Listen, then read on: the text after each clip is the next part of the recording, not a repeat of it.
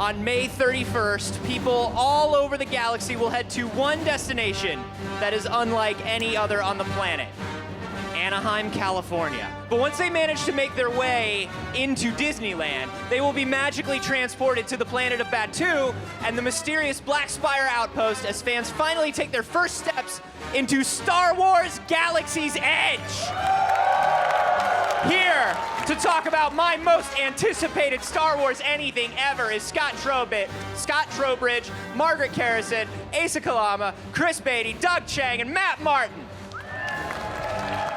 I got so excited I couldn't even speak, Scott. Listen, I totally get it. I'm excited too. This panel, I mean, we've been hearing and hearing and hearing. We've been hearing it's not going to be like anything you've ever seen. I'm telling you, it's going to be like you're walking into Star Wars, and we're all like, cool, cool, cool, yeah. And then you showed an image today in the panel of a man cooking meat over a pod racer engine.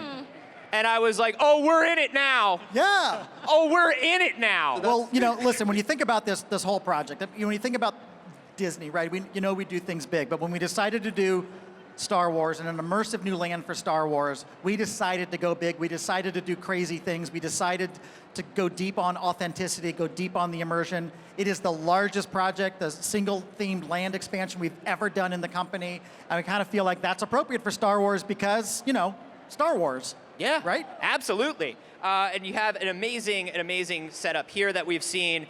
We've seen some of the ride vehicles already. Obviously, you can see that's a first order troop transport.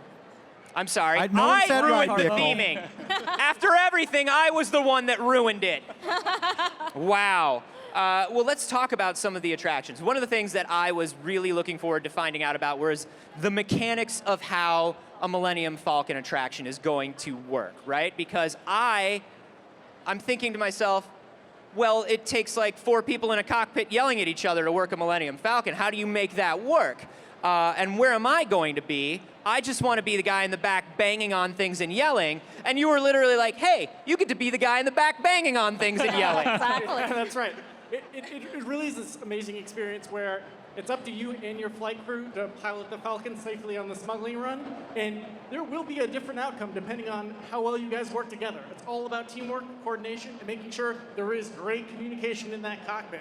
Make sure you get where you need to go. Well, that's one of the things. Lots of yelling. There really is lots of yelling. And laughing. Yelling and laughing and banging on things is mostly Star Wars to me, you know? But that's one of the things that I love is you're talking a lot about interactivity, which I think is something that has been coming into the parks more and more and more. You know, one of my wife's favorite things to do in the park is have one of the paint brushes that affects things at the end of night show. You can change the colors of things in the park.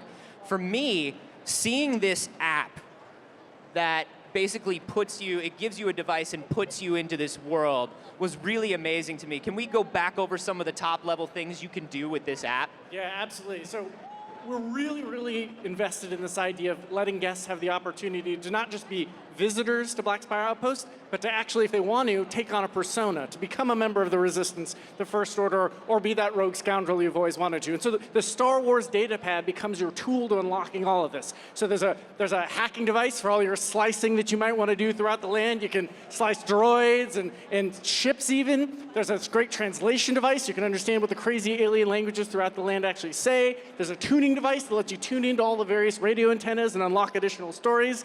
There's a really amazing way to engage with the land. Yeah, that's something, Margaret and Matt, I want to talk to y'all about, because working on the story cohesion of Star Wars. Obviously, like you said, Matt, everything in Star Wars follows a singular timeline. To me, when I heard about these radio transmissions, I was like, oh, here we go. Can we talk a little bit about some of the stories and conversations we're going to overhear? I mean, what we really want to do is give the opportunity for all those who choose to dive as deep as possible into things, right? So there might be some people who just want to go and visit our various vendors in the market and visit some of our shops. But we also give you an opportunity to understand what some of these stories, backstories are for the proprietors. And let's remember that this is a settlement, right? An authentic settlement, which means that all the characters in our land have relationships with each other. They have opinions and ideas of each other. They might gossip about so-and-so over there, or we don't want to piss off the crime boss, Olga. She's in a really bad mood today, that sort of thing, right? So we really wanted to build a believable culture of these characters that interact with each other. I mean, when you have that hours-long audio track, I guarantee I'm just gonna go sit in there and just listen to it and mark down every little detail because there's so much of it. There's so many ways to learn about every person that exists within the land. We've had so much fun, you know, Matt with the Lucasfilm Story Group and us just coming up with all of these stories and being like, okay, we need to have a good representation of this particular species, and we need to have a diversity of languages, and that includes all the species, includes all the droids. We want it to be as inclusive as possible. So we wanted to gather everything Star Wars and put it into our land, and let me just say, it is no easy feat. It really does take a village. Well, that's something I want to talk about. Matt, you're talking about, I'm just going to sit and I want to listen to these audio logs. I want to hear this story. I think maybe more so than any other one of the themed lands that you have in the parks, this is a land where people just kind of want to sit and simmer in this thing for a very long time, right? Like, I'm not necessarily in a hurry to get onto an attraction. I know the attraction is going to blow my mind when I get there, but I've wanted to live in Star Wars for a very long time. How do you design a land around that? Well, you know, that's one of the really fun things is that when we're designing sets for movies, we know that they're very temporary and they're made out of plywood and foam. The great thing about Batuu is that it's real. I mean, steel is steel, concrete is concrete, and you get to explore it by yourself. So no one's going to tell you, don't go around that corner or look in that room. You can feel free to explore, and all the details are there. And I think that's one of the real big treats is that a lot of times we'll design these wonderful sets, and you hardly ever see them because either they're out of focus or they're lit really dark. But here, I mean, you get to explore Batuu in any way that you want. The land really is an attraction. I mean, Yes. you think of, I mean, it is the third attraction within this amazing outpost on the edge of wild space. And so that's what's been exciting is we've put incredible detail. And for the Star Wars, for you guys, we've hidden so many Easter eggs in this land. I mean, you lose track quickly of all the amazing things. No matter who you are as a fan and what part of this franchise you are a fan of, there's something in it for you. I've lost track already, and it's like literally my job to track them. Exactly. It'll take years. I told him for a new any one just this person. morning. gonna Like, be oh, wild. by the way, I put this in there. And he's like, oh, okay, let me write that down. Like, It's gonna be wild to be the guy who has to go through with a clipboard and just be like, Yeah, "Did we get that's this? the Did we two get?" of And us like, right here. you're surrounded by it. But that's something that I wanted to talk to you about as well. Is you know, you're talking about building sets. You know, these things are made as models. These things are made digitally. These things are made in animation. But like, people here who build their own armor and build their own buckets and make their own costumes know that there's a difference between a prop and something that has to feel real, look real, be used every day. What were some of the challenges that you had Oh my God. taking these things and making them real? Ain't it the truth? You know, it is when you decide to make a place that is, you know, large. Each of these sites is over 14 acres. You really are making a small city, right? And it's everything from the water systems, the sewer systems, the electrical systems, you know, all those things that make a small city.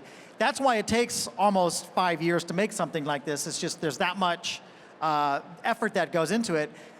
And even as epic and as big as the scale is, the commitment to every single tiny detail still being important is something that also we put an inordinate amount of time and focus on because we think you guys are going to notice that difference, and it's something that we want to do for the fans. I am freaking out. And one of the things that we focus on is not only just the visual detail, but it's even like the tactile detail. Yeah. So for example, when you step aboard the cockpit of Millennium Falcon, we've spent so long making sure those switches feel right.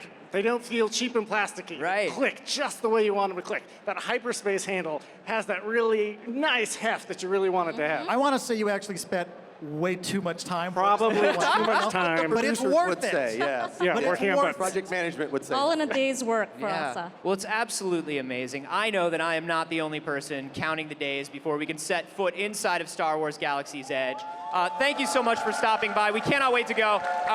But before we jump out of here, I heard that you have maybe brought something special for the people that are hanging out here. Yes, Can we we did. get the Coca-Cola t-shirt gun out here? So Yes. I've always wanted to we've do wanted this, to do and this this. is my one shot, right? So, So or this actually, is we got a 6 very shots at different this. sort of Coca-Cola T-shirt. You announced these in the panel. Yeah, you know, we got this great partnership with Coca-Cola. Disney and Coke have been partners for over 5 decades. Let Chris start. When we decided to bring Coke into the world of Star Wars, these are the branding, the logo that we came up with together. For everybody who was at the panel, they got a T-shirt. Now's your chance to get some nice. too. Yeah. Chris is Woo! You gonna? Oh, I'll do it. Here, can you hold it? Beatty, don't forget behind you. All right, we are Oh my going gosh. to keep firing these T-shirts, but it is time to stream another panel for our viewers at home.